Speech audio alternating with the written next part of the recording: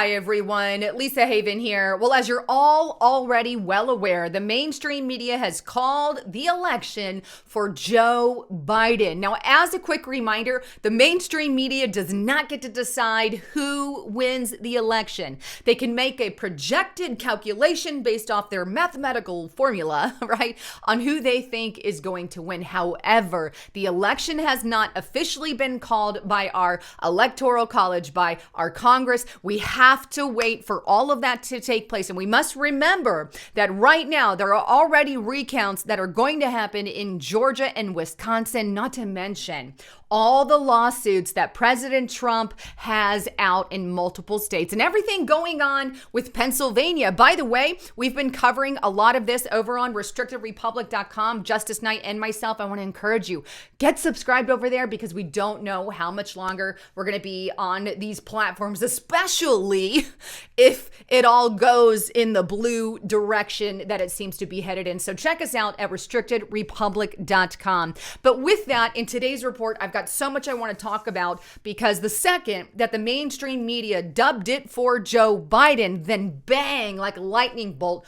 all hell started to break loose from radical leftists, literally calling for Trump supporters to be labeled on lists. Now, I have been talking about this for a long time here on YouTube and on Restricted Republic, and I've shown you guys a lot of the websites, but now it's literally exploding and gone straight up communism to the point where I'm seriously scared. They're making a list. I don't know how to say that. The list has been created, and it's terrifying when you understand history and what happened under Stalin and how he attacked and labeled his political opposition, right? But let's get into what's going on so you guys can see some of that. Here's a tweet. And it's by Alexandria Ocasio-Cortez. And you can see this was written very recently on November 6th. But here's what she says. Is anyone archiving these Trump sycophants for when they try to downplay or deny their complicity in the future? I foresee decent probability of many deleted tweets and writings and photos in the future. Then she expands a little bit right below that. And she says, laugh out loud at the party of personal responsibility being upset at the idea of being responsible for their behavior over the past 4 years. Let me just pause right there, right? So she's saying Trump supporters need to take responsibility for their actions. What exactly is it that we did wrong? Was it our stance on immigration? Was it the stance on abortion? Was it our stance because we're against certain taxes on the rich? Is it because we're against socialism and communist principles that you've been trying to push? Is that why we need to be called out and put on a list? But yet AOC can push things like completely radicalizing our entire country through the new Green Deal that would literally put millions of people out of a job. We wouldn't have transportation and all these things. Well, that's a radical idea. Or getting rid of the electoral college, like last year they were all screaming, that's a radical idea. Or subverting the Constitution, but yet you're going to say that we need to be held accountable for our political responsibility for our behavior, but you're not held accountable? And she's not the only one. In fact, there's a lot of them, right? Here's another one. This is Evan McMullen. You could see the executive director of Stand Up Republic. He's a former CIA ops officer. All of that is in that far right section there that I've highlighted. But he says we should keep and publish a list of everyone who assists Trump's frivolous and dangerous attacks on the election and name and shame them forever. Really? That's pretty radical. I would never call for naming and shaming even like a liberal. I don't do that. Why? Because that's caused tension. And that's akin to something that happened in, I don't know, countries like Nazi Germany and under Joseph Stalin. Joseph Stalin literally labeled his political opposition schizophrenic, sluggish schizophrenia, and then sent them all to mental institutions or took them out. But hey, there's no naming and shaming going on in America. right? Here's this. Next one here. Here's Jennifer Count Every Vote. And you can see she's a never Trumper, pro-democracy opinion writer at Washington Post, MSNBC contributor. This is a woman who's contributing to your news, right? Any Republican now promoting the rejection of an election or calling not to follow the will of the voters or making baseless allegations of fraud should never serve in an office, join a corporate board, or find a facility position or be accepted into polite society. We have a list. And they're actually referring to a list, which I'm going to show you, by the way. But here she is saying, okay, let's remember what MSNBC in Washington Post said about Russian election interference for the past 4 years. They screamed it over and over and over again, all discounted by the way President Trump is interfering in the election, all this stuff they were saying. But if we say anything about election interference, we get censored, blacklisted, put on lists.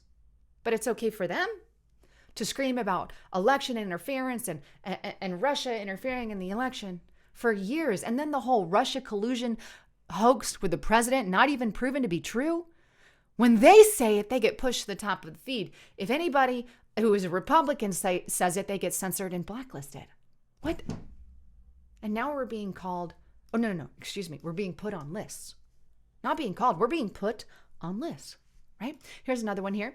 Ben here, if you hire someone who remained with the Trump administration after the election beyond notice, you will be held accountable by media's touch, and we will ensure you're exposed. Exposed for what, people?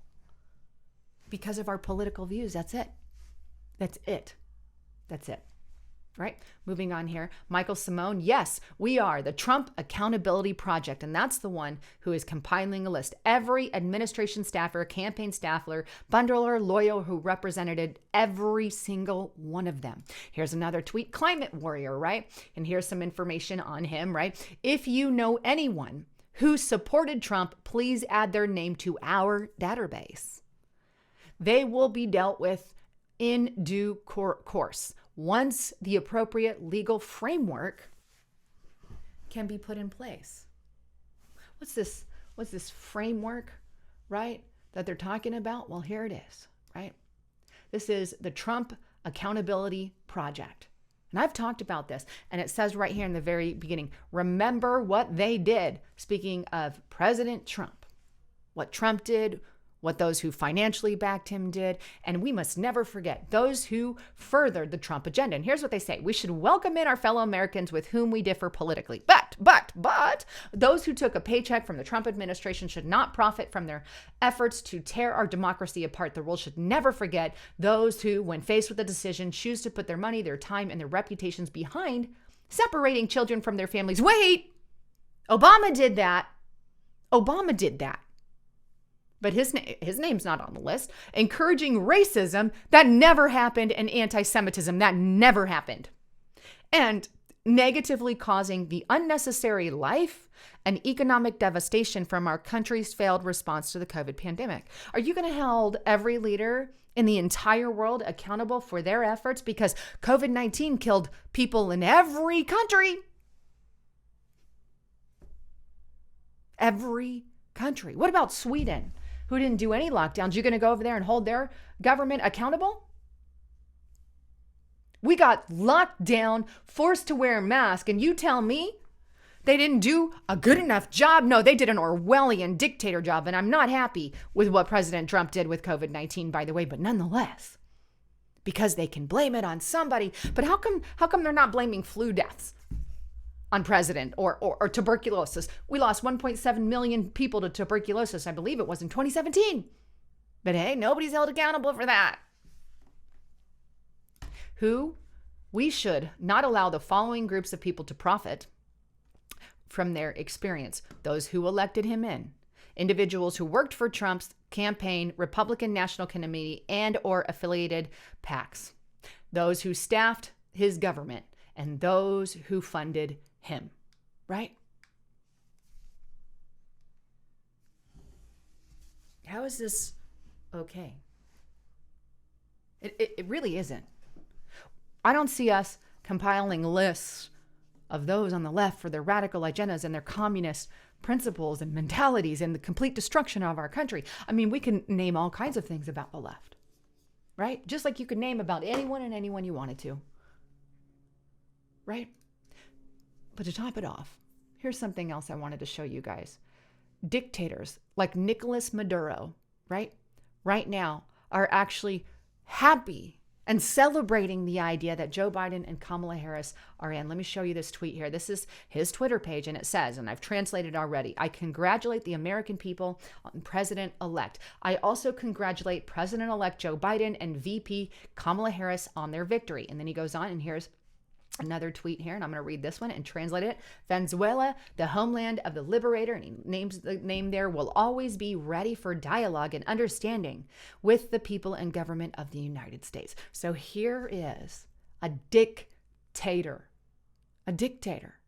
Nicolas Maduro, Venezuela, where people are starving to death and waiting in lines because of their socialist, communist principles and values.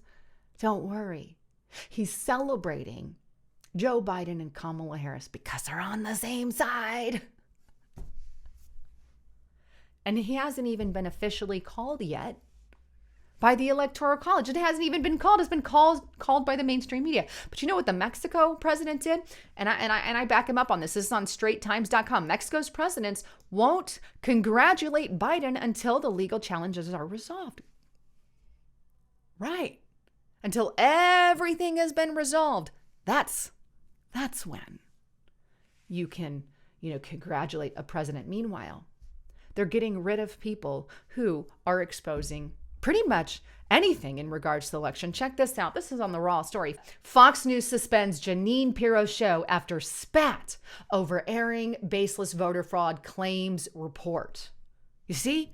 For years, like I said before, they were allowed to talk about Russia, collusion, and election interference and pushed to the top of the feed. And then it got disproven, right? President Trump, the collusion hoax, all proven false.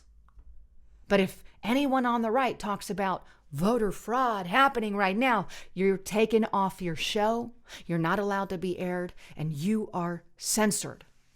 We're already there, people. We're already under communism. Now, even with everything that's going on, the Trump's litigations, what's happening in Pennsylvania, the recounts, do I think that much is going to change? I'm not so sure it is. I think this election has been we're looking like a Venezuela election. That's all I can say. You want more information, you got to get on over to Restricted Republic. But that said, I'm not so sure much is going to change. And I'm just going to leave it at that. I am hopeful that things do change and get different, but I'm also terrified for the state of our country, that out in the open, AOC, Alexandria Ocasio-Cortez, literally right after and right around the time that Joe Biden was announced by MSM, then suddenly lots of emails, let's put him on, or around the same time that they saw Joe Biden as the victor, right? To clarify, because it wasn't exact, but it was all around the time that it looked like Joe Biden was winning. Then they go full communist and start saying name and shame and label. And all of that was happening before, but now we have it multiplied, folks, multiplied. Anyhow, as a quick reminder, please don't forget to check out my partner at noblegoldinvestments.com. If you guys have not converted your 401k into something backed by gold, silver, and precious metals, I really want to encourage you guys to do that. And it's not anything that I don't personally practice. And right now they give you, or you have the option to get this 1/10 gold coin, 1/10 ounce gold coin. You can see here, and I've shown it before, but it comes in this really cool case. It's actually pretty awesome there, but it comes with any approved IRA. So give them a call, let them know you heard it on Lisa Haven, and secure your 401k before anything else happens with this economy and the way America is going. Anyhow, I love all of you. Thanks again for tuning in. I'm Lisa Haven, signing out.